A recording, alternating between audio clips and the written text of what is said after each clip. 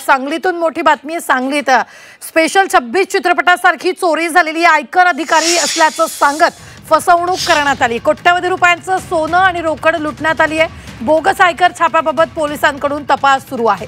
अक्षय कुमारच्या special 26 सिनेमाप्रमाणे सांगलीतल्या कवठे महांकाळमध्ये एका डॉक्टरच्या घरावर आयकर छापा टाकत कोट्यवधीचं सोनं आणि रोकड लुटल्याचा धक्कादायक प्रकार घडलाय।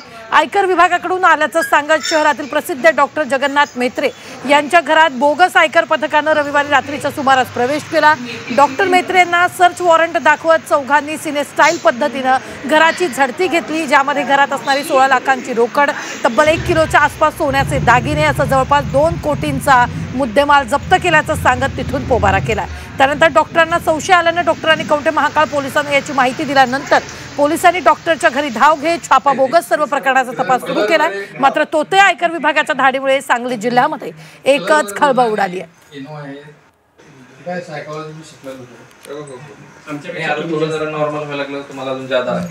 तर सांगलीतून ही सगळ्यात मोठी बातमी आपण पाहतोय ती म्हणजेच 16 लाखांची रोकड, तब्बल 1 किलोच्या आसपास सोन्याचे दागिने असे जवळपास 2 कोटींचा मुद्देमाल जप्त केल्याचं सांगत तिथून त्यांनी पोबारा केलाय।